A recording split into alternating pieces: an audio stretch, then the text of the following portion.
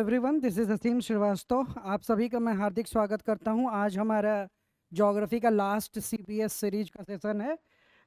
इसमें हम लोगों ने जो बचे हुए टॉपिक्स थे, नेचुरल वेजिटेशन जो प्राकृतिक वनस्पति है, उससे रिलेटेड और कुछ दूसरे टॉपिक्स जो बच गए थे वो हम लोगों ने इसमें इंक्लूड किया हुआ है, जो प्रीलिम्स के लिए आपके आगामी जो 26 को होने वाला है उसके लिए इम्पोर्टेंट हो सकता है। तो चलिए शुरू करते हैं आज का हमारा नेक्स्ट और लास्ट ज्योग्राफी का। देखिए यहाँ पे एक तरफ वेजिटेशन बताया हुआ है और दूसरी तरफ यहाँ पे रीजन बताया हुआ है। ये पहला क्वेश्चन है, यहाँ मैच द फॉलोइंग है कि किस टाइप का वेजिटेशन इंडिया के किस इलाके में आता है, इसको हमको मिलाना है। उसी तरह हिंदी में भी आप क्वेश्चन देखेंगे तो यहाँ पर भारत के सभी वनस्पतियों के बारे में है और कौन सी वनस्पति भारत के किस इलाके में पाई जाती है। तो इसको हम कॉन्सेप्ट वाइज समझेंगे। उससे पहले जरा एक डेटा यहाँ ध्यान दे लीजिए।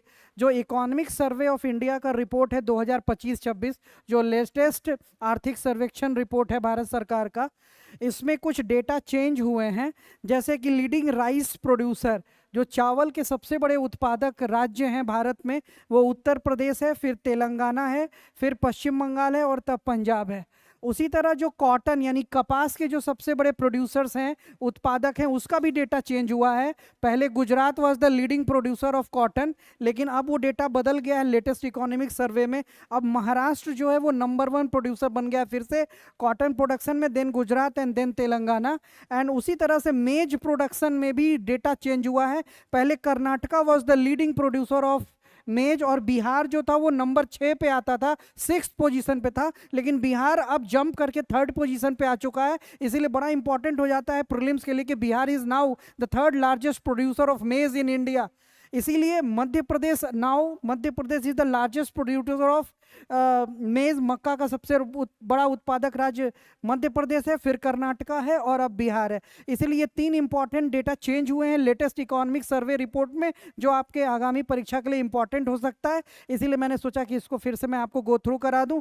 ये सारे डेटा बड़े काम के होते हैं प्रीलिम्स एग्जामिनेशन से पहले, और वो भी जिसमें बिहार कुछ अच्छा कर रहा हो वो डेटा और इम्पॉर्टेंट हो जाता है। तो ये डेटा मुझे बताना था। अब चलते हैं हम लोग फॉरेस्ट वाले, अपने जो वेजिटेशन वाला क्वेश्चन था इसकी तरफ चलते हैं। देखिए यहाँ पे लिखा हुआ tropical evergreen forest, tropical dry deciduous forest, tropical wet deciduous forest, temperate forest. इन सब चीज़ों को समझने के लिए ना मैं चाहता हूं कि पहले आप पूरे फॉरेस्ट को समझ लें, वर्ल्ड वाइड समझ लें, और तब इंडिया के फॉरेस्ट को भी समझ लें कि कैसे पूरी दुनिया में किस तरह, कौन से लैटिट्यूडिनल बेल्ट में, किस अक्षांशीय विस्तार में किस प्रकार की वनस्पति पाई जाती है, ऐसा क्यों पाई जाती है, कहाँ बायोडाइवर्सिटी सबसे अधिक होती है, जैव विविधता सबसे ज़्यादा कहाँ होती है, ये सब चीज़ हमको देखना चाहिए। तो देखिए जो इक्वेटोरियल रीजन होता है, जो विषुवतीय क्षेत्र होता है, ये 0 डिग्री से 5 डिग्री नॉर्थ और 5 डिग्री साउथ, ये जो इलाका है ना, यहाँ throughout sun rays perpendicular, सीधी रेखाएं सूर्य की गिरती हैं। यहाँ टेम्परेचर सबसे ज़्यादा होता है और ओशन वाटर का इवेपोरेशन होता है, वाष्पीकरण होता है, क्लाउड फॉर्मेशन, कंडेंसेशन होता है, हेवी रेनफॉल होता है।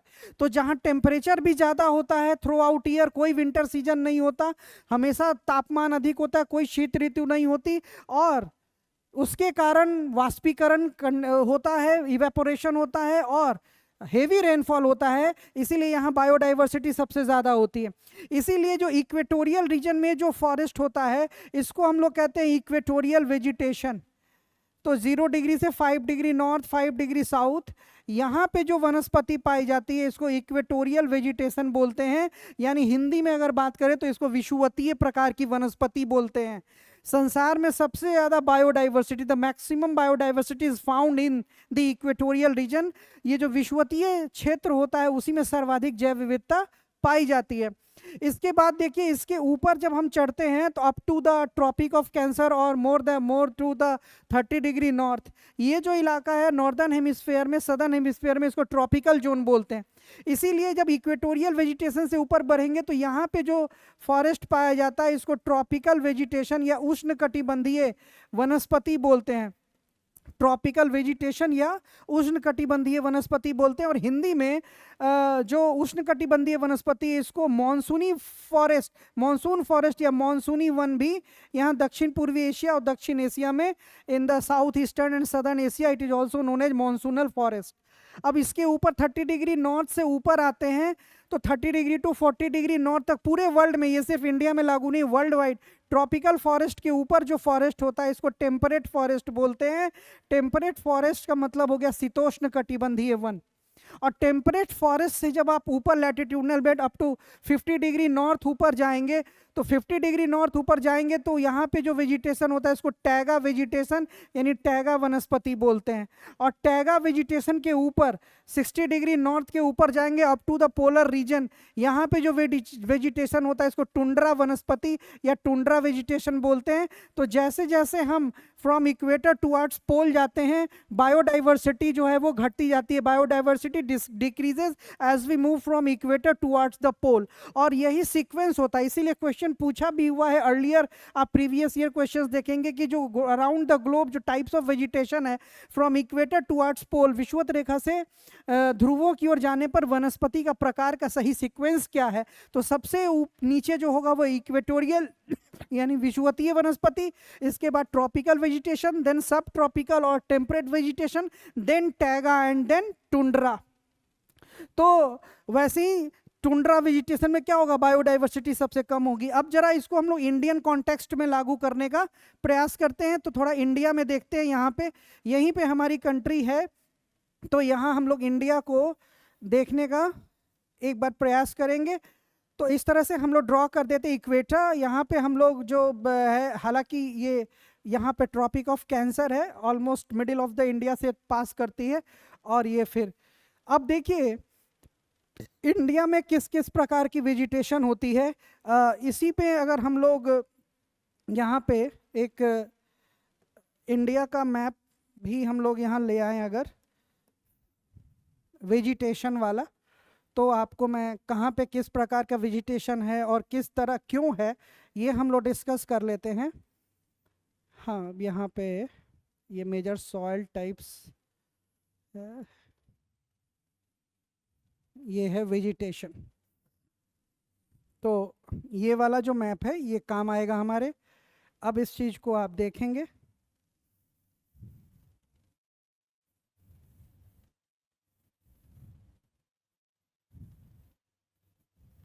देखा जाए यहाँ पे, तो यहाँ पे जो इंडियन वेजिटेशन है आप देखिए कि इंडिया का जो लैटिट्यूडनल एक्सटेंशन है, ये जो मेनलैंड इंडिया का लैटिट्यूडनल एक्सटेंशन है 8 डिग्री 4 मिनट नॉर्थ है। और जो Indira Point Great Nicobar Island पे the southernmost point of India is Indira Point located over the Great Nicobar Island, ये 6 डिग्री 45 मिनट नॉर्थ है। तो इंडिया का जो भी रीजन जहाँ पे एवरेज एनुअल, भारत में वो इलाका जहाँ एवरेज एनुअल रेनफॉल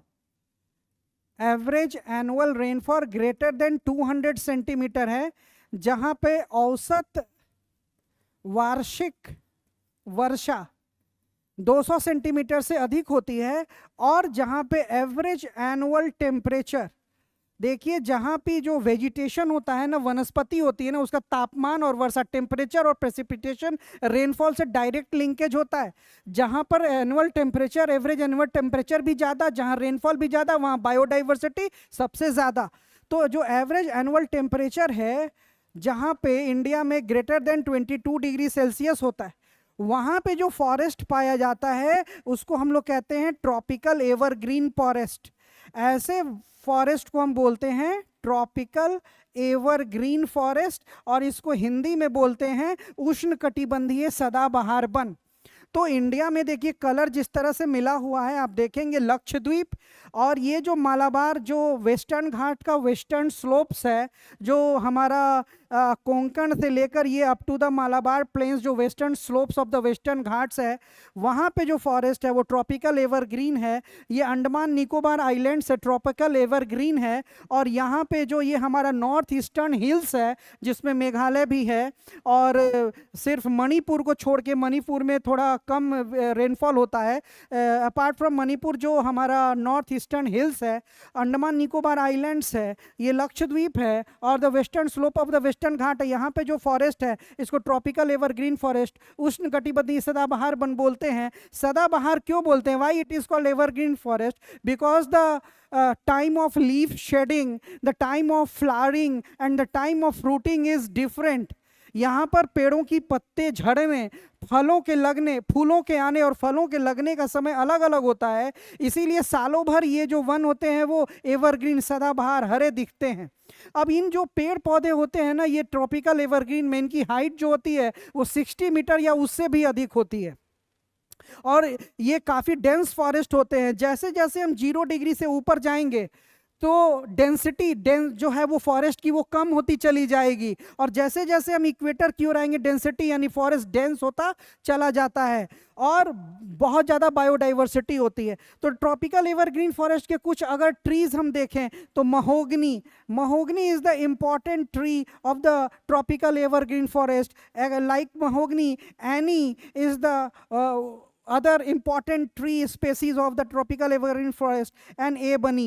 तो कुछ हमको वनस्पतियों का, पेड़ों का नाम पता होना चाहिए। तो महोगनी, एनी, ebony is the important tree species belongs to the tropical evergreen forest. और कहाँ कहाँ है मैंने आपको बताने का प्रयास किया, जहाँ एवरेज एनुअल टेम्परेचर 200 सेंटीमीटर ज़्यादा, 20 डिग्री सेल्सियस ज़्यादा, और रेनफॉल 200 सेंटीमीटर से अधिक होता है।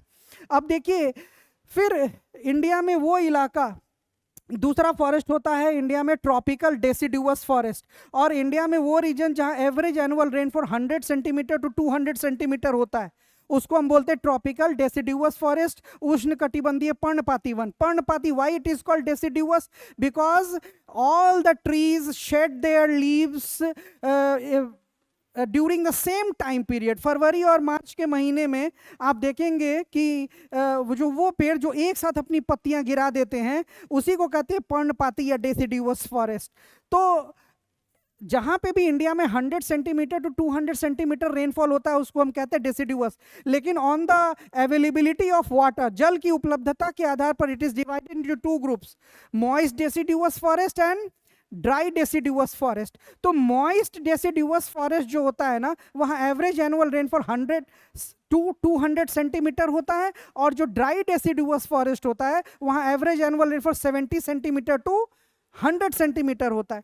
तो सबसे पहले ये जो मॉइस्ट डेसिडुअस फॉरेस्ट है, ट्रॉपिकल मॉइस्ट डेसिडुअस फॉरेस्ट यानी उष्ण कटिबंधीय आर्द्र पर्णपाती वन, तो ये जो ट्रॉपिकल मॉइस्ट डेसिडुअस फॉरेस्ट है यहाँ average annual rainfall 100 to 200 centimetre होता है। और ये कहाँ पर है?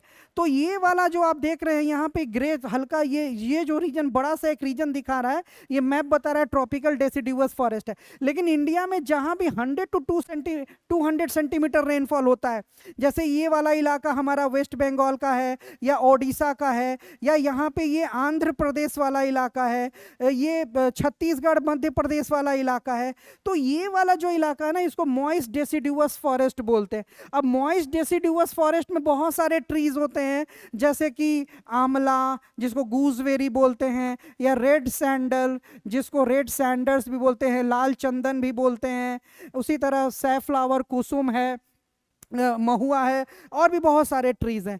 तो इसमें देखिए ये जो रेड सैंडल है ना, लाल चंदन, ये जो लाल चंदन होता है ना, आंध्र प्रदेश, ये इंडियन जो है ना ओरिजिन का पौधा है, वर्ल्ड में और ये कहीं नहीं पाया जाता है। ये जो लाल चंदन है ये सिर्फ और सिर्फ इंडिया में पाया जाता है, वर्ल्ड में नहीं, इंडियन ओरिजिन का पौधा है। और कहाँ पे पाया जाता है? तो आंध्र प्रदेश में जो ये ईस्टर्न घाट्स वाला इलाका है आंध्र प्रदेश का, वहीं पे ये लाल चंदन पाया जाता है, और कहीं क्लाइमेटिक कंडीशन में ये अपने आप को अडेप्ट नहीं कर पाता, वर्ल्ड में कहीं नहीं पाया जाता। रेड सैंडल और व्हाइट सैंडल में अंतर होता है कि जो सफ़ेद चंदन उसमें एक फ्रेग्रेंस होता है, एक सुगंध होती है, लेकिन लाल चंदन में कोई फ्रेग्रेंस नहीं होता, लेकिन रेड सैंडल्स का आयुर्वेदास में सुश्रुत संहिता, चरक संहिता, बहुत सारे मेडिकेटिव प्रॉपर्टी है, इसकी औषधीय गुण है, कॉस्मेटिक्स है, और बहुत सारे इसके जो ऑयल्स हैं, इसके दवाइयाँ बनती हैं, कॉस्मेटिक्स बनते हैं, और भी इसका विविध यूज है। इसीलिए रेड सैंडल का वर्ल्ड वाइड डिमांड भी है, और ये सिर्फ इंडिया में ही पाया जाता है। तो ये जो आंवला, गूसबेरी या लाल चंदन, ये कैसा है? मॉइस्ट डेसिडुअस फॉरेस्ट का ट्री होता है। उसी तरह tropical dry deciduous forest, tropical dry deciduous forest में जो एवरेज एनुअल रेनफॉल होता है वो 70 सेंटीमीटर टू 100 सेंटीमीटर होता है। अब जो ये उत्तर प्रदेश और बिहार का इलाका है, ये जो इलाका है, यहाँ जो है फॉरेस्ट पाया जाता है, इसको ट्रॉपिकल ड्राई डेसिडुअस फॉरेस्ट बोलते हैं। और भी जहाँ पे भी इंडिया में 70 टू 100 सेंटीमीटर का रेनफॉल होगा, वहाँ ट्रॉपिकल ड्राई डेसिडुअस फॉरेस्ट बोलते हैं। अगर क्वेश्चन है ना कि एरिया वाइज इंडिया में कौन सा फॉरेस्ट लार्जेस्ट एरिया में फैला हुआ है, तो it is tropical dry deciduous forest which covers the largest portion of our country. Bharat में सबसे बड़े क्षेत्रफल पे जो वन फैला हुआ है वो ट्रॉपिकल ड्राई डेसिडुअस फॉरेस्ट है, क्योंकि इंडिया का मैक्सिमम एरिया जो लार्जेस्ट पोर्शन है वो 70 टू 100 सेंटीमीटर के अंतर आता है। अब इसमें कुछ अगर पेड़ों का नाम ले ले तो तेंदू एंड पलास। अब देखिए ध्यान से कि ये जो तेंदू और पलास है, ये ड्राई डेसिडुअस फॉरेस्ट का पौधा है। और तेंदू से जानते हैं, एक बार क्वेश्चन आया कि बीड़ी किससे बनाई जाती है? बीड़ी जो है ना वो तेंदू के पत्ते से बनाई जाती है बीड़ी।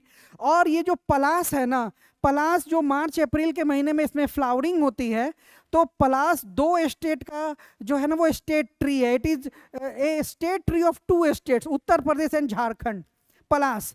अब जब इसमें फूल आते हैं ना, फ्लावरिंग होती है ना, तो वाइब्रेंट इलेक्ट्रीफाइंग रेड इसका फूल होता है, एकदम चटक लाल इसका फूल होता है। तो जब पलास के फॉरेस्ट में पलास के फूल आते हैं ना, दूर से देखने पे लगता है कि जंगल में आग लगी हुई है, fire of the forest. That is why palash is also called fire of the forest. और जब एक बार ये क्वेश्चन पूछा गया ना कि which tree is also known as fire of the forest, तो ऑप्शन में पलास नहीं लिखा हुआ था, ऑप्शन में लिखा हुआ था ब्यूटिया मोनोस्पर्मा। तो ऑप्शन में ना लिखा हुआ था ब्यूटिया मोनोस्पर्मा। ये पलास का ही बोटेनिकल नेम है और इसको बोलते हैं fire of the forest, butea monosperma, यानी Palash is also known as fire of the forest. इसके बाद देखिए अगला जो फॉरेस्ट होता है ना इंडिया में, उसको ट्रॉपिकल डेजर्ट फॉरेस्ट या एरिड फॉरेस्ट भी बोलते हैं। तो इंडिया में जो भी रीजन जहां एवरेज एनुअल रेनफॉल 50 सेंटीमीटर से कम होता है, उस इलाके में ट्रॉपिकल ड्राई डेसिडुअस फॉरेस्ट पाया जाता है। यानी ये जो आप इलाका देख रहे हैं, western UP, north western Madhya Pradesh, southern Punjab, southern Haryana, Rajasthan, Gujarat, और यहाँ पे जो पेनिनसुलर इंडिया में रेन शेडो एरिया बन जाता है, यहाँ जो रेनफॉल होता है 50 सेंटीमीटर से भी कम होता है। तो यहाँ पे जो ट्रीज होते हैं ना, उनमें लीव्स छोटे छोटे हो जाते हैं। क्यों? क्योंकि लीव्स बड़े होंगे तो उससे ज़्यादा जो है वो ट्रांसपीरेशन होगा, वाष्पोत्सर्जन होगा, वाटर लॉस ज़्यादा होगा। इसीलिए नेचुरल वेजिटेशन में वेजिटेशन उन्हीं पौधों को प्राकृतिक वनस्पति में रखते हैं जो अपने आप को according to the climate adapt कर लेते हैं। तो यहाँ पे वाटर की स्कार्सिटी होती है, इसीलिए यहाँ के ट्रीज में जो थॉर्न कांटे होते हैं, पत्तियाँ छोटी छोटी हो जाती हैं, बूसे झाड़ियों के समान लगते हैं। और यही राजस्थान का जो स्टेट ट्री है, जिसको खेजड़ी बोलते हैं, khejri is the state tree of Rajasthan. और हमारे यहाँ बिहार में लोग पूजा पाठ करते हैं, यूपी में समी का पेड़ बोलते हैं। तो shami is the state tree of Rajasthan known as khejri. Desert या एरिड डेजर्ट का वो फॉरेस्ट है। इसके बाद देखिए जो लिटोरल और स्वाम्प फॉरेस्ट होता है, जिसमें मैंग्रोव फॉरेस्ट मेनली आता है। तो जो भी हमारा इंटरटाइडल रीजन है भारत का, वो क्षेत्र जहां ज्वार आते हैं, ज्वार का मतलब होता है जब जो हमारा सरफेस सी वाटर होता है वो सन और मून के ग्रेविटेशनल फोर्स ऑफ अट्रैक्शन से ऊपर बढ़ के कोस्ट की ओर, तट की ओर बढ़ता है, तो उसको कहते हैं टाइड। और जब वो नीचे गिर कर पीछे लौटता है तो उसको कहते हैं भाटा, टाइड एंड एब। तो इंडिया में जो भी इंटरटाइडल रीजन है, हाई टाइड्स जहां जहां आते हैं, वहां मैंग्रोव फॉरेस्ट जो है उसका डेवलपमेंट होता है। जैसे इंडिया का लार्जेस्ट जो mangrove forest India single patch, एक स्थान पे वेजिटेशन, भारत दुनिया के कुछ उन देशों में आता है जहां सभी प्रकार की वनस्पतियां पाई जाती हैं। ऐसा क्यों? क्योंकि देखिए अंडमान निकोबार आइलैंड्स में यहाँ पे ट्रॉपिकल एवरग्रीन फॉरेस्ट भी पाया जाता है और यहाँ पे इक्वेटोरियल टाइप वेजिटेशन भी पाया जाता है। तो अंडमान निकोबार आइलैंड्स के कारण हमारे पास इक्वेटोरियल टाइप वेजिटेशन भी है और ट्रॉपिकल एवरग्रीन फॉरेस्ट तो कई इलाकों में है। अब जब हम हिमालय की बात करेंगे ना, तो अगर हम ये एक ड्रॉ करते हैं ट्रायंगल हाइट से बताने के लिए आपको कि जैसे जैसे हम हिमालय में ऊपर की तरफ जाते हैं वैसे वैसे वेजिटेशन चेंज होता चला जाता है।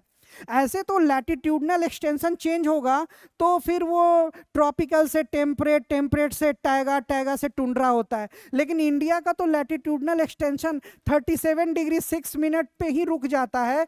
तो हम लोग तो टेम्परेट जोन में इतना ही इलाका आता है और टैगा और टुंड्रा जोन में तो हम लोग हैं भी नहीं। लेकिन तब भी हमारे यहाँ माउंटेन में, हिमालयाज में जैसे जैसे आप ऊपर जाएंगे हर प्रकार का वेजिटेशन आता है। तो हिमालय का जो फुट हिल्स है ना, अराउंड 1000 मीटर, यहाँ पे जो फॉरेस्ट पाया जाता है वो ट्रॉपिकल फॉरेस्ट पाया जाता है, यानी उष्णकटिबंधीय वन पाए जाते हैं। अप टू 2000 मीटर तक, जब 2000 मीटर पे जाएंगे तो आपको टेम्परेट फॉरेस्ट पाए जाएंगे, आर्द्र वन पाए जाते हैं, टेम्परेट मॉइस्ट फॉरेस्ट, आर्द्र शीतोष्ण कटिबंधीय वन पाए जाते हैं। और आप जानते हैं 2000 मीटर की ऊंचाई पे हिमालय पे आएंगे तो बड़े कीमती, बड़े प्रीसियस लकड़ी के पेड़, देवदार, चिनार, ये सब पाए जाते हैं। फिर 2000 से 3000 मीटर की हाइट पे आप आएंगे तो आपको यहाँ पे टैगा वेजिटेशन पाया जाएगा, टैगा। अब टैगा में क्या है ना कि टैगा एक वास्ट एरिया में, जो कनाडा है, जो हमारा रूस का साइबेरिया है, उसमें टैगा वेजिटेशन पाया जाता है। लेकिन जब आप हिमालय में आएंगे तो टैगा के जगह इस हाइट पे 3000 टू 4000 मीटर के एल्टीट्यूड पे जो वेजिटेशन पाया जाता है इसको अल्पाइन फॉरेस्ट बोलते हैं इंडिया में।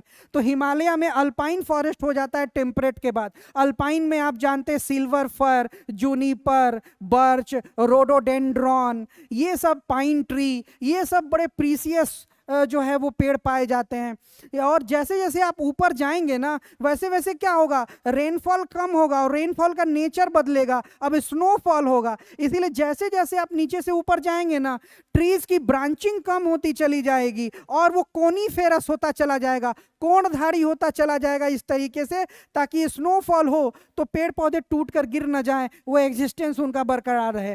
तो जैसे जैसे आप नीचे आते जाएंगे वैसे वैसे पेड़ों की ब्रांचिंग बढ़ चलती जाएगी, बड़े जाइगेंटिक पेड़ आएंगे। लेकिन जैसे जैसे आप ऊपर की ओर चढ़ेंगे हिमालय में, जैसे टेम्परेचर कम होगा, स्नोफॉल वाला रीजन, तो वहां वो कोनीफेरस, कोणधारी, सुई के नोक की तरह पेड़ पौधे होते चले जाते हैं। और यहीं पे 4000 मीटर की हाइट तक जो है ना, यहाँ पे जो सीजनल माइग्रेटरी कम्युनिटीज़ हैं, गुर्जर, बकरवाल, भूटिया, ये सब जो है ना वो सीजनल माइग्रेटरी कम्युनिटीज़ पाई जाती है हिमाचल प्रदेश, उत्तराखंड में। जो जब स्नोफॉल शुरू हो जाता है 4000 मीटर एल्टीट्यूड पे तो वो नीचे आ जाते हैं। उनका जो नेचर नोमैडिक होता है, वो अपने जो कैटल्स होते हैं, जो पशुपालन, एनिमल हस्बेंड्री करते हैं, शिप्स, गोट्स वगैरह लेके ऊपर रहते हैं। लेकिन स्नोफॉल होता है तो नीचे चले जाते हैं, वैलीज में नीचे आ जाते हैं। लेकिन जैसे ही स्नोफॉल का सीजन खत्म होता है वो फिर ऊपर अपने नेचुरल प्लेस पे चले जाते हैं। और इसके बाद जो है ना वो अप टू 5000 मीटर यहाँ पे जो है वो टुंड्रा वेजिटेशन पाया जाता है, जहाँ पेड़ पौधे नाम मात्र के लाइकेन, मॉसेस, ये सब पाए जाते हैं। और इसके ऊपर तो स्नो लाइन होता है जहाँ सालों भर आइस कवर होता है। इसी तरह हिमालय में जैसे जैसे ऊपर चले जाएंगे tropical forest, temperate forest, alpine, tundra vegetation पाया जाता है। लेकिन ये जो माउंटेन फॉरेस्ट है सिर्फ हिमालय में नहीं, हमारे साउथ इंडिया में भी है, सेंट्रल इंडिया में भी है। तो ये जो माउंटेन फॉरेस्ट है सेंट्रल इंडिया में Vindhyachal range and Satpura range में भी पाया जाता है। और साउथ इंडिया में यहाँ पे ये वाला जो आप इलाका देख रहे हैं, ये वेस्टर्न घाट्स का वो इलाका है जहाँ पे नीलगिरी, एन फॉर नीलगिरी, ये वाला जो इलाका है अनाईमलई, और यहाँ पे जो इलाका है ये पालनी। तो साउथ इंडिया में जो नीलगिरी हिल्स है और जो अनाईमलई हिल्स है और जो पालनी हिल्स है, यहाँ पे भी माउंटेन फॉरेस्ट पाए जाते हैं। लेकिन आप जानते हैं वेस्टर्न घाट का एवरेज हाइट कितना? वेस्टर्न घाट का एवरेज हाइट ओनली 1500 मीटर है। इसीलिए जितनी ज़्यादा बायोडाइवर्सिटी या जितने अलग अलग टाइप्स के वेजिटेशन हिमालयाज में मिलते हैं वेस्टर्न घाट्स में नहीं मिलेंगे ना, क्योंकि यहाँ तो हाइट इसकी 1500 मीटर तक है। इसीलिए वेस्टर्न घाट्स में अगर हम बनाए इस तरह से, एक तो नीचे क्या होगा, ट्रॉपिकल एवरग्रीन फॉरेस्ट या ट्रॉपिकल सेमी एवरग्रीन फॉरेस्ट होगा यहाँ पे, और ऊपर जाएंगे तो ये टेम्परेट फॉरेस्ट होगा। तो वेस्टर्न घाट्स में आप ऊपर की ओर जाते हैं तो टेम्परेट फॉरेस्ट पाए जाते हैं नीलगिरी, अनाईमलई और पालनी में। और जो टेम्परेट फॉरेस्ट वेस्टर्न घाट्स में है इसको यहाँ पे बोला जाता है शोलास। तो ये प्रीलिम्स में क्वेश्चन आता है ना कि सोलास किसको बोलते हैं, what is sholas? Sholas is a temperate forest found in the Nilgiri, Anaimalai and Palani region in the Western Ghats. ठीक है, तो वेस्टर्न घाट्स में ट्रॉपिकल फॉरेस्ट होगा और टेम्परेट होगा, लेकिन हिमालय में उसकी हाइट ज्यादा है तो नीचे ट्रॉपिकल, ऊपर आएंगे तो 2000 मीटर तक टेम्परेट, 3000 to 4000 मीटर तक अल्पाइन, एंड जो सीजनल माइग्रेटरी कम्युनिटी जो पास्चर लैंड पाए जाते हैं, चारागाह भूमि, जो थ्रू आउट द ईयर पशुओं को चराते हैं, ग्रेजिंग कराते हैं, लेकिन जब स्नोफॉल होता है तो नीचे माइग्रेट करते हैं, और उसके ऊपर टुंड्रा।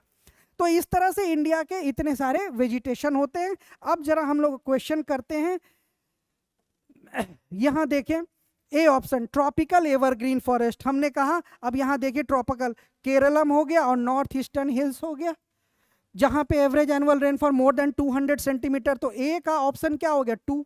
अब बी देखिए ट्रॉपिकल ड्राई डेसिडुअस फॉरेस्ट, मैंने कहा जहां पे average annual rainfall 70 centimetre to 100 centimetre, UP and Bihar वाला जो रीजन है, तो देखिए बिहार और उत्तर प्रदेश, तो बी का हो गया 4। और ट्रॉपिकल वेट डेसिडुअस फॉरेस्ट जहां पे average annual rainfall 100 centimetre to 200 centimetre, Madhya Pradesh, Chhattisgarh, Odisha, Andhra Pradesh, जहां लाल चंदन रेड सैंडल्स मिलता है, तो ये वाला जो रीजन है आप देख रहे हैं ओडिशा एंड वेस्ट बंगाल वाला, ये सी का 3 हो जाएगा। और डी यहाँ देखिए टेम्परेट फॉरेस्ट, तो देखिए हिमालय में भी टेम्परेट फॉरेस्ट है, कहाँ अप टू 2000 मीटर, और नीलगिरी अनाईमलाई में उसका एवरेज हाइट 1500 मीटर, तो ऊपर क्या पाया जाएगा टेम्परेट पाया जाएगा, इसीलिए डी का ऑप्शन हो गया 1। तो 2 4 3 1 यहाँ आप देखेंगे ए आंसर होगा 2 4 3 1।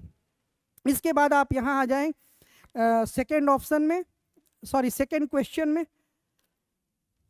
तो देखिए सेकेंड क्वेश्चन में वेजिटेशन लिखा हुआ है और ट्री स्पेसीज, यानी इंडिया के किस तरह के वेजिटेशन में कौन से ट्री स्पेसीज पाए जाते हैं, we have just discussed it. तो देखिए ट्रॉपिकल एवरग्रीन फॉरेस्ट में मैंने आपको बताया था महोगनी, एनी, एबनी बड़े प्रीसियस लकड़ी होते हैं, तो देखिए महोगनी, एनी, एबनी यहाँ है, तो ए का क्या होगा 2। इसके बाद देखिए ट्रॉपिकल ड्राई डेसिडुअस फॉरेस्ट, तो मैंने आपको कुछ एग्जांपल्स दिखाया था ड्राई डेसिडुअस में, बताया था तेंदू एंड पलाश।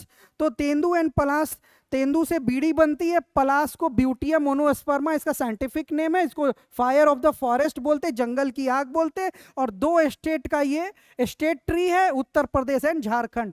इसके बाद देखिए ट्रॉपिकल, इसके बाद बी ट्रॉपिकल वेट डेसिडुअस, सी है ट्रॉपिकल वेट डेसिडुअस में आ जाता है सैंडलवुड एंड महुआ, तो जहां पे भी 100 to 200 सेंटीमीटर रेनफॉल, तो सी का हो जाता है 4 और डी का 1।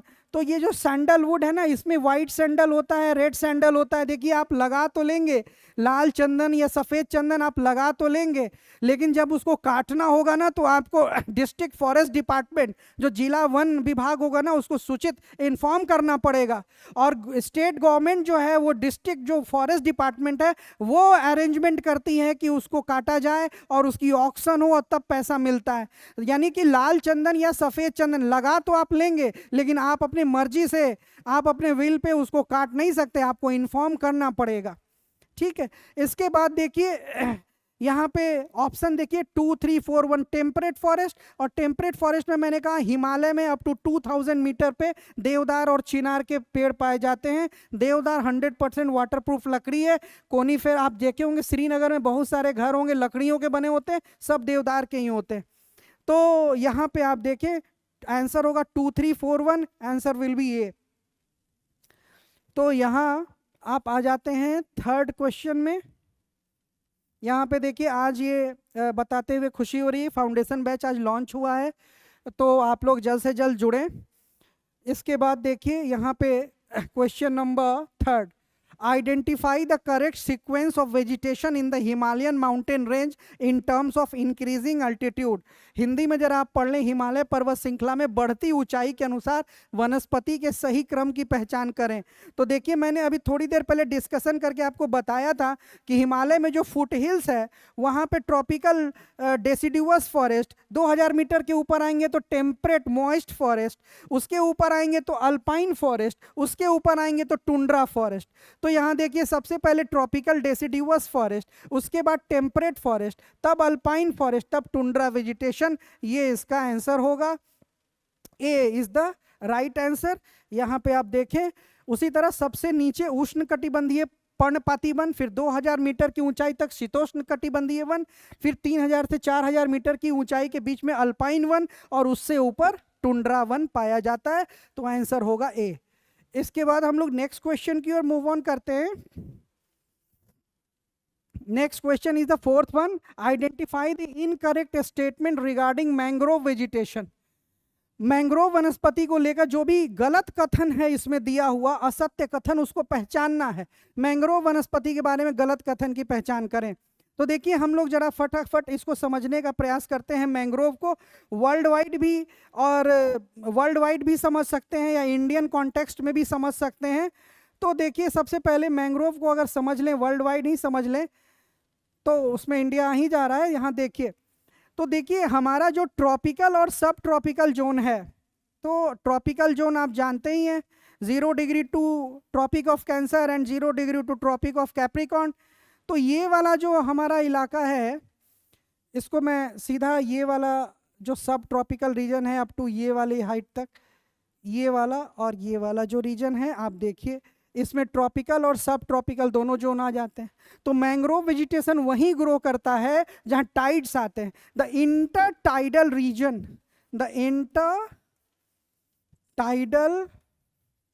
Regions of tropical and sub tropical zones, उष्ण कटिबंध एवं उपोष्ण कटिबंध में जो अंतर ज्वारीय क्षेत्र होते हैं, अंतर ज्वारीय क्षेत्र जहां ज्वार आते हैं, वहीं मैंग्रोव उगते हैं। यानी वहां का पानी कैसा हो जाता है, ब्रेकिश, सलाइन वाटर। इसीलिए ये जो पौधा होता है ना मैंग्रोव, ये मैंग्रोव कैसा वेजिटेशन होता है, सॉल्ट टॉलरेंट होता है। यानी अगर फ्रेश वाटर है तो वहां मैंग्रोव ग्रो नहीं होगा, इसका नेचर ही है, ये सॉल्टी ब्रेकिस वाटर में ग्रो करता है। तो ये सॉल्ट टॉलरेंट प्लांट ग्रुप है जो वर्ल्ड में ट्रॉपिकल सब ट्रॉपिकल रीजन के इंटरटाइडल रीजन्स में ग्रो करता है। तो इंडिया में देखिए, चाहे वो गुजरात में कच्छ हो, कैम्बे हो, या महाराष्ट्र में कोंकण हो, केरलम में मालाबार हो, या मन्नार की खाड़ी गल्फ ऑफ मन्नार हो, या फिर आप देखें तो हल्का फुल्का अंडमान निकोबार आइलैंड्स देखें, फिर ओडिशा में देखें, वेस्ट बंगाल में देखें, तो ये सब जो है ना वो मैंग्रोव फॉरेस्ट जहाँ टाइड्स आते हैं वहाँ ग्रो करता है। इंडिया का सबसे बड़ा, वर्ल्ड का सबसे बड़ा single patch largest mangrove Sundarban mangrove West Bengal में है, और इंडिया में सबसे बड़ा मैंग्रोव फॉरेस्ट वेस्ट बंगाल में है, then Gujarat, then Andaman Nicobar islands and then Andhra Pradesh. ये सही सीक्वेंस है। तो सबसे ज़्यादा वेस्ट बंगाल में, फिर गुजरात में, फिर अंडमान एंड निकोबार आइलैंड्स में, फिर आंध्र प्रदेश में। ये डिक्रीजिंग ऑर्डर में अराउंड 42.45%। इंडिया में जितना भी मैंग्रोव है उसका लगभग 42.45% अकेले वेस्ट बंगाल में। तो और अगर वर्ल्ड वाइड बात करें तो वर्ल्ड में सबसे ज़्यादा एशिया में, और एशिया के बाद सबसे ज़्यादा वर्ल्ड वाइड बात करें तो एशिया में, एशिया के बाद अफ्रीका में मैंग्रोव फॉरेस्ट आता है, और अफ्रीका के बाद सेंट्रल अमेरिका और north America, north and central America में मैंग्रोव वेजिटेशन है। और अगर कंट्री वाइज बात करें तो वर्ल्ड में सबसे ज़्यादा जो मैंग्रोव वेजिटेशन है वो सिर्फ 4 देशों में ही है, 4 देशों में ही 40% से ज़्यादा, यानी इंडोनेशिया। इंडोनेशिया में पूरे वर्ल्ड में जितना मैंग्रोव है उसका 19% है। और इंडोनेशिया के बाद second largest mangrove vegetation country जो है वो ब्राज़ील है, और ब्राज़ील के बाद नाइजीरिया, एंड नाइजीरिया के बाद मैक्सिको। तो ये सीक्वेंस है वर्ल्ड वाइड। तो सबसे ज़्यादा जो मैंग्रोव फॉरेस्ट ये इंडोनेशिया में है, फिर ब्राज़ील में है, उसके बाद यहाँ पे कंट्री साउथ अफ्रीका में नाइजीरिया, और यहाँ पे मैक्सिको। उसके बाद देखिए मैंग्रोव का थोड़ा सा नेचर हम समझ लेते हैं मैंग्रोव वेजिटेशन का, कि देखिए मैंग्रोव का जो रूट्स होता है ना वो इस तरीके का, मैंग्रोव पानी में फ्लोट करता रहता है, फ्लोट करता है, और उसके रूट्स इस तरीके से होते हैं। इसीलिए मैंग्रोव वेजिटेशन क्या होता है, एक शील्ड की तरह, एक ढाल की तरह होता है। चाहे समुद्र में सी वेव, हाई टाइड्स आ जाएं, या कोई साइक्लोन आ जाए, या सुनामी आ जाए, उसके लिए ये कवच है, एक एक एक एक, एक ढाल है, शील्ड है, जो अपने बैकग्राउंड में जो भी कम्युनिटी है या लैंड है उसको प्रोटेक्शन देता है। वो डिसिपेट कर देता है इंटेंसिटी, किसके इंटेंसिटी को, सी वेव्स या साइक्लोन्स या सुनामी के इंटेंसिटी को, साइक्लोन के इंटेंसिटी को डिसिपेट, कमजोर कर देता है। और जो भी नदियां समुद्र में मिलती हैं, मर्ज करती हैं, वो नदियों का फ्लो तोड़ देता है, तो ये सेडिमेंटेशन को बढ़ावा देता है। तो कोस्टल रीजन का एक्सपेंशन होता है, जितने भी सेडिमेंट्स होते हैं और या प्रदूषित पदार्थ होते हैं वो नदियों के, वो समुद्र में नहीं मिलने देता है। इसीलिए क्या होता है, सी वाटर पोल्यूशन को कम करता है, मरीन पोल्यूशन को कम करता है और सेडिमेंटेशन को बढ़ावा देता है। और फिर बहुत बड़ी कम्युनिटी जो मैंग्रोव रीजन में रहती है, उनको चाहे फिशिंग हो या हनी कलेक्शन हो, या हनी कलेक्शन के बाद वैक्स को बेचना हो, या टैनिक एसिड जो मैंग्रोव पत्तों से निकलता है, उनके तनों से, स्टेम से, उसको बेचते हैं। तो एक लार्ज जो कम्युनिटी जो कोस्टल रीजन में, मैंग्रोव के रीजन में रहती है, उनके लाइवलीहुड का सोर्स भी होता है मैंग्रोव। मैंग्रोव जो है कार्बन सिंक, कार्बन डाइऑक्साइड को एटमॉस्फेयर से एब्जॉर्ब करके सिंक और सोक्ड करके रखता है। इसीलिए मैंग्रोव की डेंसिटी ज़्यादा होती है, तो वहाँ क्लाइमेट अच्छा होता है। तो जब इंडिया में 2004 में सुनामी आई थी, 2004 में इंडिया में एक सुनामी आई थी, जो on record more than 16,000 lives जो है वो सैक्रिफाइस्ड हो गए थे, 16,000 से अधिक मौतें हो गई थी इस सुनामी से। तो आफ्टर सुनामी जब गवर्नमेंट ऑफ इंडिया ने ये सर्वे कराया कि कहाँ सबसे ज़्यादा डिस्ट्रक्शन और डिस्ट्रॉय हुआ, तो पता चला कि इंडिया में जहाँ जहाँ मैंग्रोव कवर ज़्यादा था, वहाँ पे नुकसान, वहाँ पे लॉस कम हुआ। तब जाकर समझ में आया कि मैंग्रोव हमारे लिए कितना इंपॉर्टेंट है। इसीलिए वर्ल्ड में कोई भी कंट्री हो, आज मैंग्रोव वेजिटेशन के कवर एरिया को बढ़ाने का प्रयास करती है, हम लोग भी करते हैं। तो मैंग्रोव के इतने सारे फायदे हैं कि CO2 सिंक भी है, सेडिमेंटेशन को बढ़ाता है, मरीन वाटर को पॉल्यूटेड होने से बचाता है, बहुत बड़ी कम्युनिटी के लाइवलीहुड का वो सोर्स है, और वो साइक्लोन्स और सुनामीज के इंटेंसिटी को डिसिपेट कर देता है, मिनिमाइज कर देता है। लेकिन ये जो मैंग्रोव का इलाका है, चूंकि सॉल्ट वाटर है, इसमें पैडी कल्टीवेशन नहीं होता। यूपीएससी में भी पूछा हुआ था, तो पैडी कल्टीवेशन, धान की खेती मैंग्रोव के ब्रेकिश वाटर में संभव नहीं है। तो अब जरा हम लोग ऑप्शन देखें, यहाँ पे देखें कि मैंग्रोव के बारे में कौन सा इनकरेक्ट स्टेटमेंट है। पहला देखिए, they are a salt tolerant group native to the tropical and subtropical intertidal region of the world only। ये मैंने अभी बताया कि हाँ, ये ट्रॉपिकल सब ट्रॉपिकल में वहां पे आते हैं जहां टाइड्स आते हैं, intertidal region, that is, this statement is correct. देखिए फिर दूसरा option, they protect coastal areas from tsunamis, storms, soil erosion and are important carbon sink plant, ये भी सही है जो मैंने अभी डिस्क्रिप्शन आपको दिया। फिर देखिए, they are an important source of livelihood for coastal community, अभी मैंने बोला फिशिंग हो, हनी कलेक्शन हो, वैक्स सेलिंग हो, या टैनिक एसिड को बेचना हो, ये भी सही है। और देखिए D option, large scale rice cultivation takes place in mangrove area, गलत है, राइस कल्टीवेशन नहीं होता। इसीलिए इनकरेक्ट स्टेटमेंट इज डी, इसलिए D will be the answer, D is the answer. तो यहाँ हिंदी में देखिए, नमक सहिष्णु पौधे होते हैं, और ये सही है, ये सही है, ये भी सही है, लेकिन मैंग्रोव के इलाके में धान की खेती नहीं होती, नमकीन पानी में धान नहीं उगते। इसके बाद हम लोग आते हैं नेक्स्ट क्वेश्चन की तरफ। देखिए, as per 18th India state forest report 2023, states with minimum forest cover in terms of area.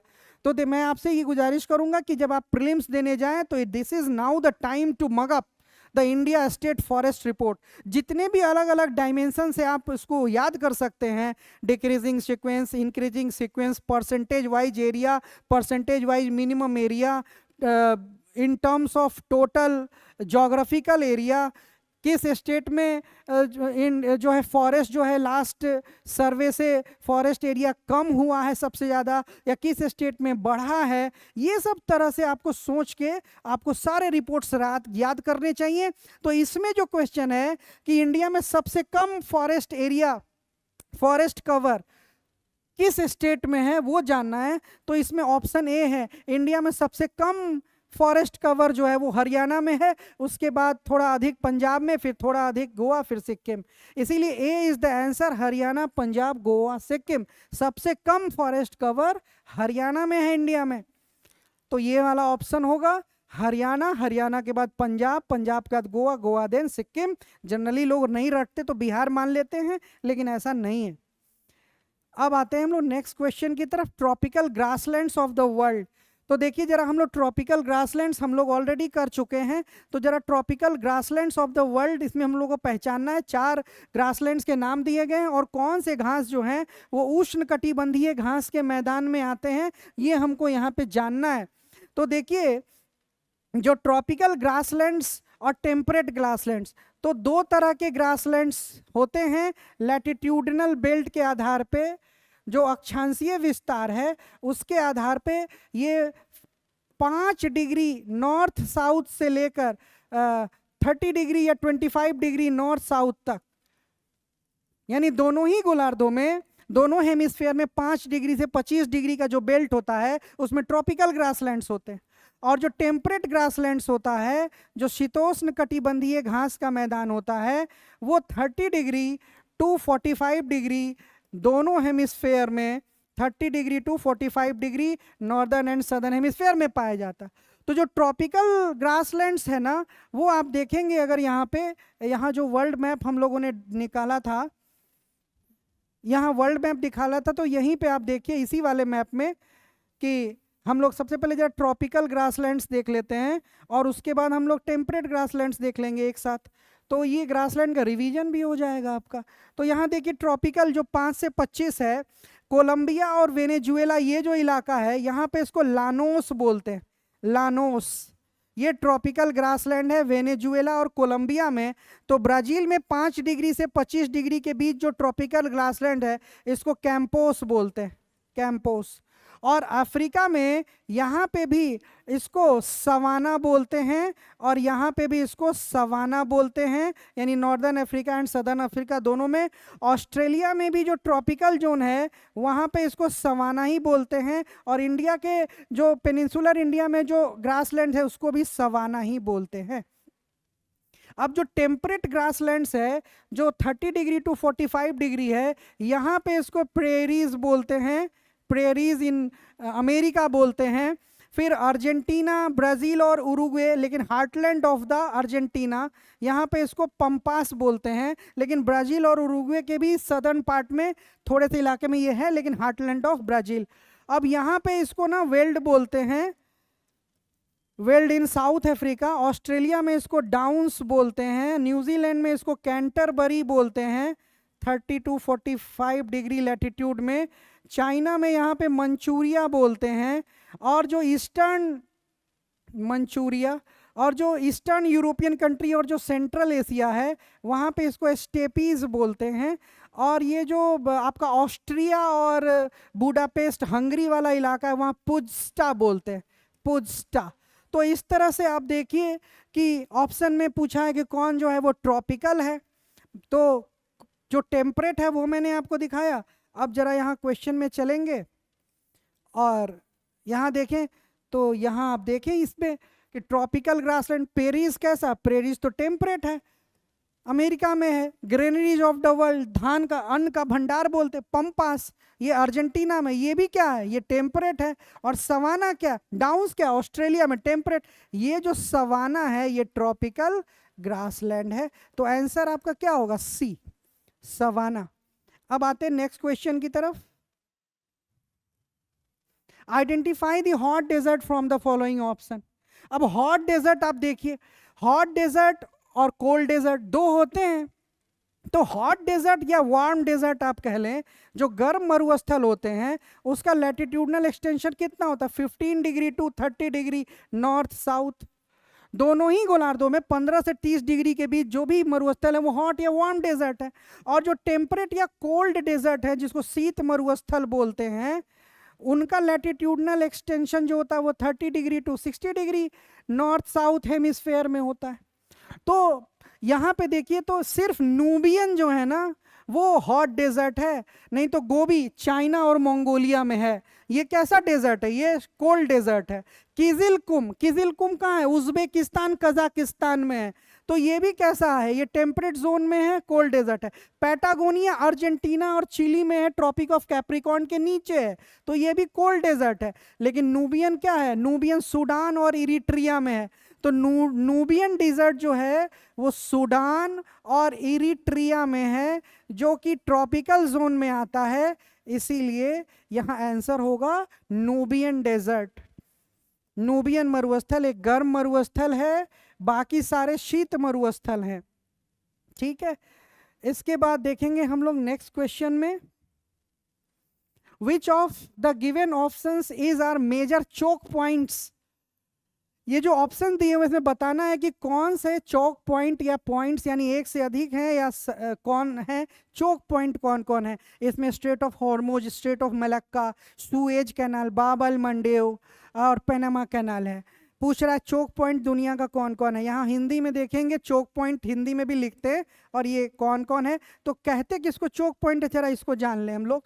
Chowk point, Chowk point, अच्छा ऐसे बोलते हैं कभी कभी गर्दन सूख जाता है तो गला चौक कर गया, इसका मतलब क्या हुआ, यानी जो भी वो इलाका जो नैरो हो, तो हमारे ओशन वाटर में, हमारे समुद्र महासमुद्र में वो इलाका जो ज्यादा ब्रॉड ना हो, चौड़ा ना हो, वो बड़ा नैरो वाटर बॉडी हो, नैरो वाटर पैसेज हो, उसको कहेंगे चोक। लेकिन यहां किस कॉन्टेक्स्ट में यूज हो रहा है, वो भले नैरो वाटर पैसेज है but it is an important route for international trade. अंतरराष्ट्रीय व्यापार के लिए वह नैरो वाटर पैसेज बड़ा इंपॉर्टेंट होता है, चाहे वो किसी भी प्रकार का इंटरनेशनल ट्रेड हो या क्रूड ऑयल और नेचुरल गैस का ट्रेड हो, इसके लिए वो मेजर रोल प्ले करते हैं। दो कॉन्टिनेंट्स को जोड़ते हैं, दो बड़े वाटर या दो से अधिक बड़े वाटर बॉडीज को जोड़ते हैं। तो वर्ल्ड में चाहे स्ट्रेट ऑफ हॉर्मुज हो, चाहे स्ट्रेट ऑफ मलक्का हो, चाहे सुएज कैनाल हो या बाब अल मंदेव हो या पनामा कैनाल, ये सारे चोक पॉइंट है। All of these are choke points यहाँ पे, इसीलिए आंसर क्या होगा, ऑल ऑफ द एबव। ये सारे इंपॉर्टेंट चोक पॉइंट्स हैं जो इंटरनेशनल ट्रेड, नेचुरल गैस और क्रूड ऑयल के एक्सपोर्ट इंपोर्ट में मेजर रोल प्ले करते हैं। कंट्रीज के एनर्जी सिक्योरिटी और उनके डिमांड एंड सप्लाई को मेंटेन करने में मेजर रोल प्ले करते हैं। अगर यहाँ हम लोग वर्ल्ड के मैप को लेकर आए और वो जो ऑप्शंस में सारे चोक पॉइंट्स दिए गए थोड़ा देख लें हम लोग, तो यहाँ देखिए सबसे पहला था स्ट्रेट ऑफ हॉर्मुज। फिर से लड़ाई हो रही है, दोनों ड्यूबियस कैरेक्टर वाले देश हैं, इसीलिए उनके पीसफुल एग्रीमेंट पे विश्वास नहीं करना। तो यहाँ पे देखिए ये जो इलाका है ये स्ट्रेट ऑफ हॉर्मुज है। स्ट्रेट ऑफ हॉर्मुज को ऑलरेडी हम लोगों ने बहुत अच्छे से किया, आपने जब क्लासेस थे स्प्रिंट बैच के। तो स्ट्रेट ऑफ हॉर्मुज दो वाटर बॉडी को जोड़ता है, पर्शियन गल्फ को गल्फ ऑफ ओमान से जोड़ता है। और ये ईरान, देखिए कौन कौन से कंट्री पर्शियन गल्फ के चारों तरफ है, ईरान है आपको, फिर यहाँ इराक है, फिर आप देखेंगे तो बहरीन है, फिर सऊदी अरेबिया है, फिर आपको कुवैत है, फिर यूएई है, ओमान है, ये सब कंट्री, ये सब crude oil natural gas exporting Nations हैं। इंडिया का एनर्जी सिक्योरिटी भी बहुत हद तक यहाँ से जो है वो उसका गोल अचीव हो पाता है। However we are importing our natural gas and crude oil from more than 14 countries, but यहाँ से वर्ल्ड में जितने भी क्रूड ऑयल नेचुरल गैस का एक्सपोर्ट होता है उसका 20%, 20-25% यहीं से होता है। फिर यहाँ देखिए स्ट्रेट ऑफ मलक्का है जो इंडोनेशिया और मलेशिया के बीच में है। पूरे साउथ ईस्ट एशिया और ईस्ट एशिया को क्रूड ऑयल नेचुरल गैस का सप्लाई यहीं से होता है, इंटरनेशनल ट्रेड रूट है ये।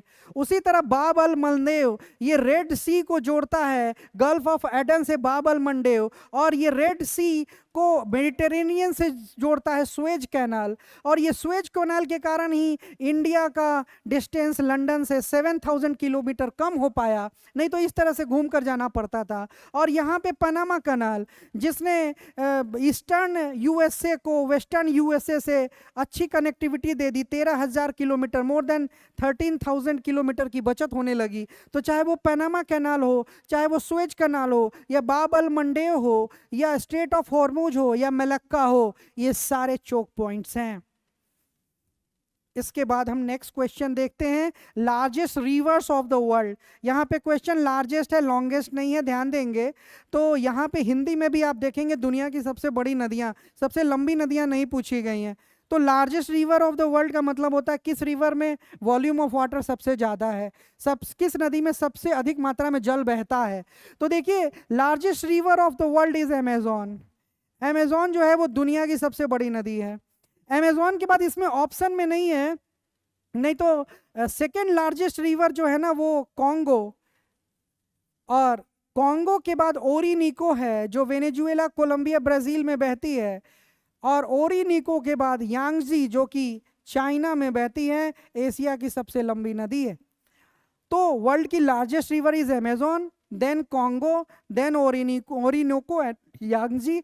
ऑप्शन होगा ए। लेकिन अगर लंबी नदियों का पूछा जाता कि वर्ल्ड में लॉन्गेस्ट रिवर कौन है, देन नाइल है। नाइल के बाद अमेजोन है, और अमेजोन के बाद यांगजी है, और उसके बाद मिसिसिपी, मिसौरी जो यूएसए की सबसे बड़ी नदी है, नॉर्थ अमेरिका की सबसे बड़ी नदी है। Mississippi, Missouri is the fourth longest river. तो ये सब जो है ना, ये longest river of the world है, और ये जो है वो largest river of the world हैं, जिनमें सबसे ज़्यादा मात्रा में पानी बहता है।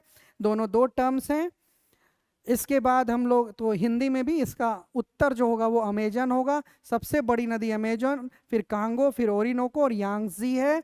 अमेजन में सबसे ज़्यादा पानी बहता है संसार में। और अब हम आते हैं लास्ट क्वेश्चन की तरफ। देखिएगा, match the following. Continent having most number of countries. दुनिया में कौन से महाद्वीप के में सबसे अधिक देशों की संख्या है? Continent having the highest average height. कौन सा महाद्वीप है जिसकी औसत ऊंचाई सबसे ज़्यादा है? Continents having highest percentage of plains in its total area. ऐसा कौन सा महाद्वीप है जिसके कुल क्षेत्र में मैदानों का प्रतिशत सबसे ज़्यादा है? और continent having highest percentage of desserts in total area. तो देखिए, जो भी ऑप्शन होता है उसके जो क्वेश्चन है और जो ऑप्शन है उसके रिगार्डिंग हमको अपने बेस्ट आंसर, सुटेबल आंसर को चुनना होता है। We have to select the most suitable answer as per the options. तो देखिए, continents having most number of countries, तो अफ्रीका। अफ्रीका में दुनिया में सबसे ज्यादा देश हैं 54। There are 54 countries in Africa, which is the maximum number. Africa के बाद सबसे ज़्यादा कंट्रीज जो हैं वो यूरोप में 51, और यूरोप के बाद नंबर आता है एशिया का। एशिया में टोटल नंबर ऑफ कंट्रीज कितने? 50। और एशिया के बाद जो होता है वो नॉर्थ अमेरिका। नॉर्थ अमेरिका में टोटल नंबर ऑफ कंट्रीज जो हैं वो 23 हैं। उसके बाद नंबर आ जाता है ऑस्ट्रेलेशिया या ओशिनिया का, उसमें नंबर ऑफ कंट्रीज जो है वो 14 हो, नंबर ऑफ कंट्रीज जो होता है वो 14 हो जाते हैं। And then South America, number of countries 12 रह जाते हैं। तो यहाँ पे ऑप्शन देखिए, continents having most number of countries, तो ये होगा अफ्रीका, यानी ए में आ जाता है 2। तो ए के नीचे 2 लिख दिया। इसके बाद देखिए, continent having the highest average height, तो यहाँ पे इसको मिटाते हैं। अब देखिए, वर्ल्ड में सबसे ज्यादा एवरेज हाइट अंटार्कटिका का है। अंटार्कटिका में सिर्फ पर्वत ही पहाड़ तो है, तो अंटार्कटिका का जो एवरेज हाइट है सी लेवल से वो 1846 मीटर है। दुनिया में सबसे ज्यादा औसत ऊंचाई अंटार्कटिका की है। अंटार्कटिका के बाद एशिया का नंबर आता है, जिस इसका आधा कर दीजिए, 923 मीटर।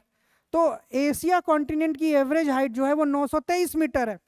अच्छा, उसके बाद आप आएंगे तो north and central America. North and central America जो है उसकी हाइट जो है, एवरेज हाइट, वो 585 मीटर है। अब इसके बाद आप नीचे आएंगे तो साउथ अमेरिका।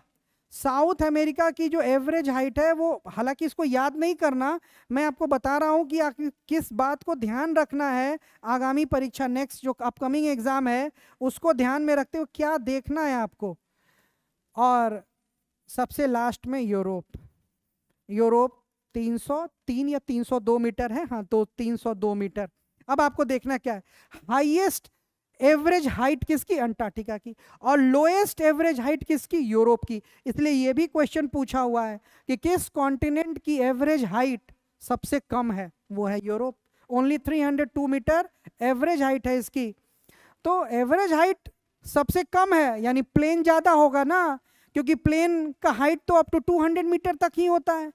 तो इससे आप जो नेक्स्ट क्वेश्चन है कि continent having highest percentage of plains, तो जिस कंट्री में प्लेन्स का एरिया ज्यादा होगा उसकी एवरेज हाइट कम होगी। जिस कंटिनेंट में माउंटेन्स ही माउंटेन्स ज्यादा होंगे उसकी एवरेज हाइट सबसे अधिक होगी। इसीलिए देखिए, यहाँ बी जो है इसमें हाईएस्ट एवरेज हाइट किसकी? अंटार्कटिका की, बी का 1। और सी देखिए, सबसे ज्यादा प्लेन्स उसके टोटल एरिया में वो यूरोप में है, तो सी का हो जाएगा 4। और लास्ट ऑप्शन क्या है, continent having highest percentage of desserts in total area. तो ऐसे तो आप देखेंगे तो अंटार्कटिका पूरा का पूरा डेजर्ट ही है, कोल्ड डेजर्ट है, लेकिन यहाँ पे मोस्ट सुटेबल चुनना है। तो अगर आप अंटार्कटिका को हटा देंगे तो ऑस्ट्रेलिया, ऑस्ट्रेलिया के मोर देन 50% पे एरिड सेमी एरिड रीजन आता है। ऑस्ट्रेलिया का जो पूरा आप मैप देखेंगे ना इस तरीके से ऑस्ट्रेलिया का, तो ऑस्ट्रेलिया में जो लोग बसे हुए हैं वो कोस्टल एरिया में ही बसे हुए हैं, मैक्सिमम पॉपुलेशन डेंसिटी। बीच में तो पूरा डेजर्ट ही डेजर्ट है, great Victoria, great Sandy, Gibson, Tanami, Simpson, और भी ये तो 5-6 जो बड़े फेमस हैं, दर्जनों से ज़्यादा डेजर्ट हैं ऑस्ट्रेलिया में। इसीलिए ऑस्ट्रेलिया के टोटल एरिया में डेजर्ट बहुत ज़्यादा है अगर हम अंटार्कटिका को छोड़ दे तो इसीलिए यहाँ डी का हो जाएगा 3। इसीलिए most suitable answer will be 2143।